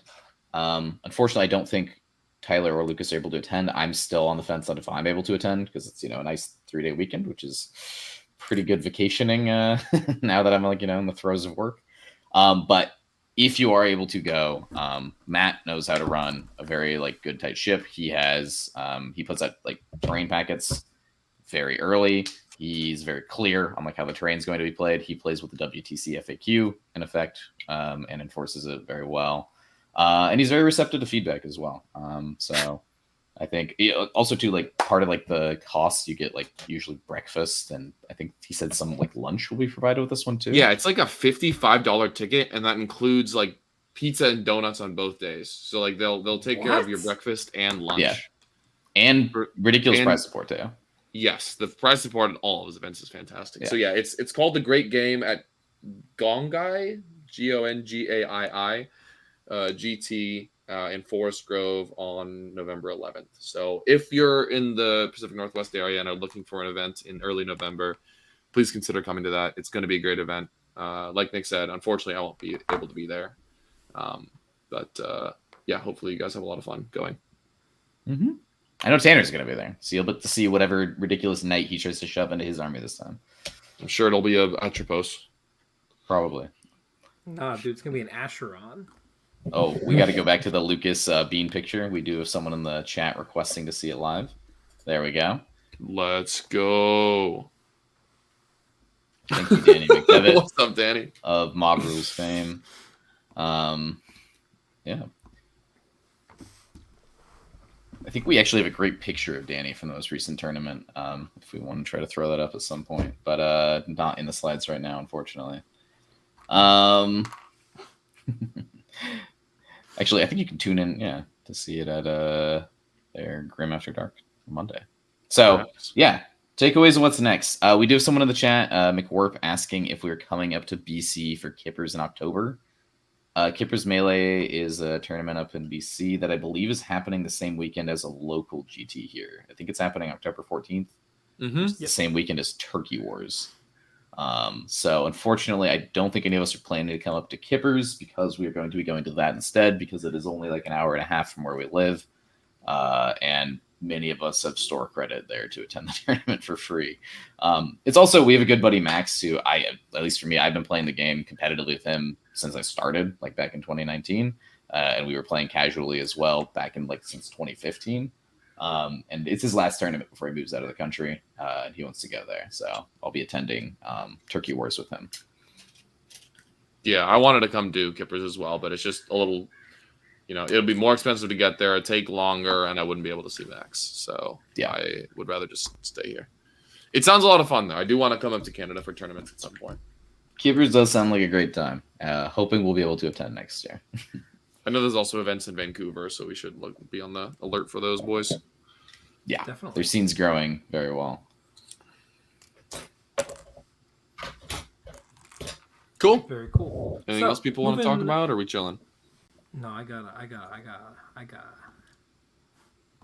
Oh, we got to talk about the Horde. I got to talk about the Horde. Do you guys have anything else you want to say about the future for CK or for CSM or Votann or whatever else you're playing right now? No, sir. Before I launch into this nonsense. Yeah, I want to hear about this, dude. GSC is dead. Long live the hive mind is dead. Long live the hive mind. There we go. I am finally playing Gaunt Carpet again. I am so excited about this list. This stuff is so much fun. I've been playing the hell out of this. I've got a bunch of different reps in. I played it a ton at Charity Hammer, something vaguely similar to this, and it went terribly. I lost like 5 games. And I was like, man, this army, maybe it's bad. No, the list was bad. I figured it out. This is where I'm at right now. I'll talk about this list and a little bit about what it does. I want to hear from some of the people who have inflicted it on. So this is, I've labeled this as a reference to an excellent episode of My Brother and Me. The Fruity Pebbles Castle of Torment, a scary castle with 100 rats. And there are 100 rats, and by rats I mean termagants. So I'm very excited about that. We got Death Leaper, we got a Hive Tyrant, we got a Neuro Tyrant with the enhancement for +3 pile and consolidate. We got a Turvagon, we got 20, 40, 60, 80, 100 rats, better known as termagants. All those termagants have spine fists, except for the 4 in every squad with special weapons, 2 of the Webbers and 2 of the, I call them Shard Carbines. That's an Eldar weapon. I don't know what they're actually called. Barb somethings? I don't know. A squad of 20 Gargs, 2 squads of 10 Gargs, 5 Barb Gaunts, 3 Neurothropes, 2 Neurolictors, 2 Pyrovores, and a Partridge in a Pear Tree, better known as a Biovore. This list is so much fun to play. The Endless Swarm has a hilarious set of tools, And this is a fixed gaming list if you've ever seen one, and it is all jank, no damage, which is everything that I want in a list. Having been on the receiving end of this, Lucas, what do you think about this army archetype right now? I mean, it's definitely funny. I think there's going to be very good matchups for it and very bad matchups. It's great at like delaying and move blocking, but if your opponent doesn't care about that, then it just kind of like gets deleted. So I think it's going to be very interesting for teams in particular. I'm curious to see how it does if we're allowed to use it in scrims and that kind of thing. It'd be very cool to kind of see it in action. Because yeah, when it does its thing, it's a fixed scoring machine. It can. I don't think I've seen it get less than 30 points on fixed, which is like an incredibly powerful tool if you want just to have like a delay.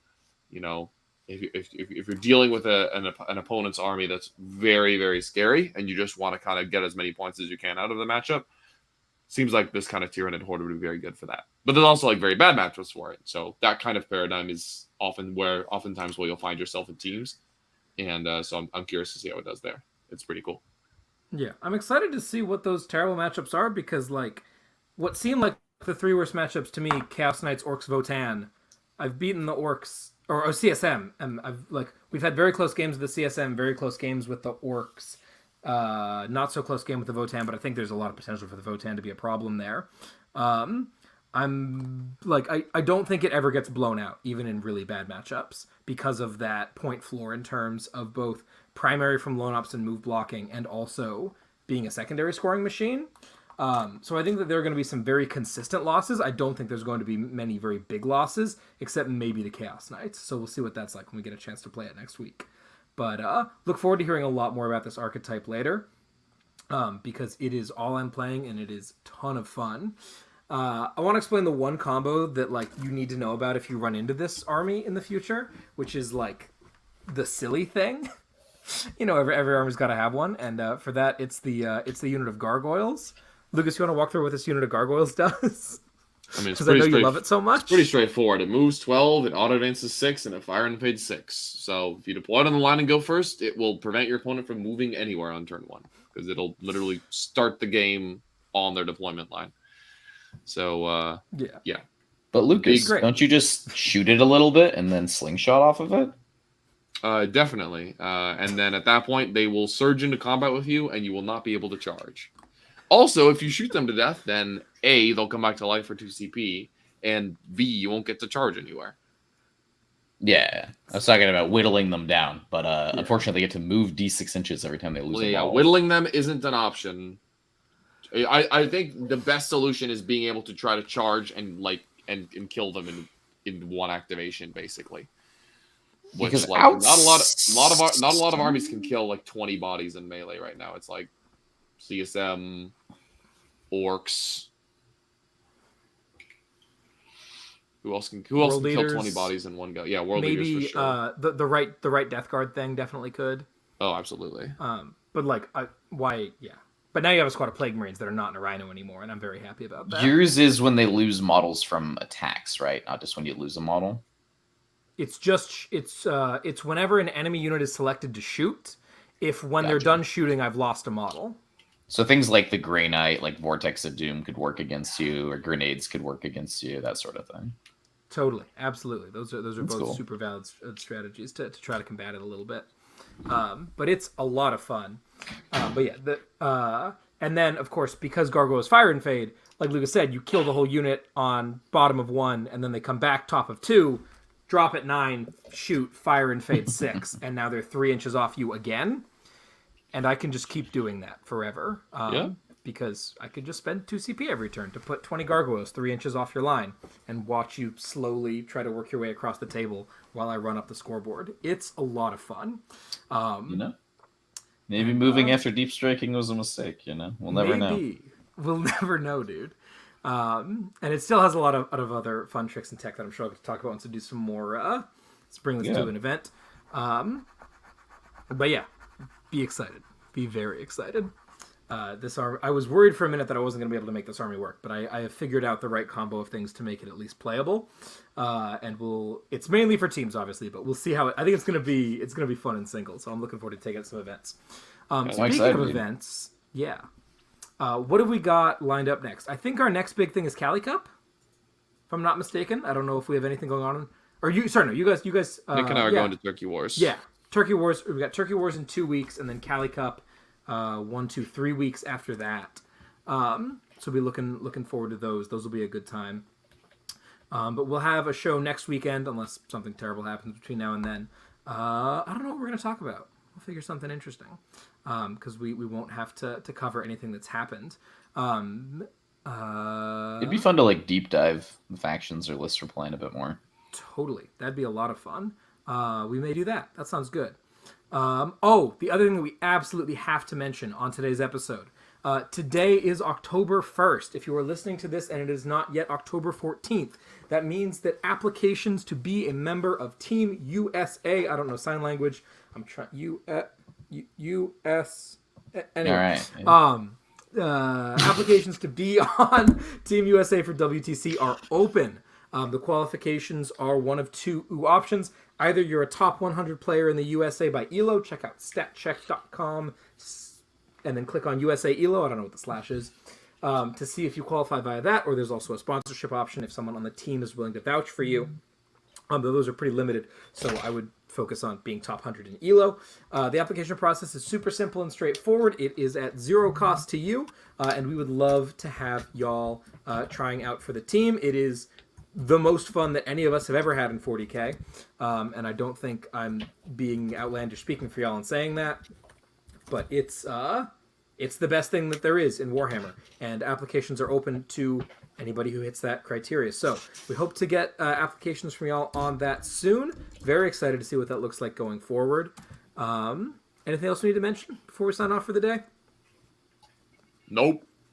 Fantastic. Well, with that all being said and done, thank you so much for joining us. This I gotta hit the funny thing.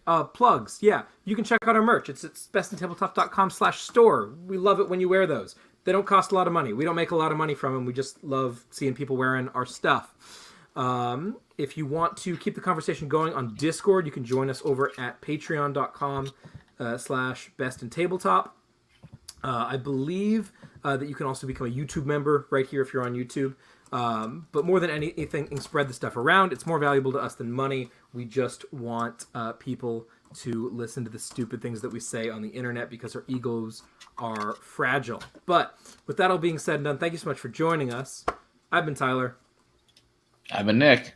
The dogs are the best. I'm Lucas. And we'll see you all next week. Take care, everyone. Roof, roof.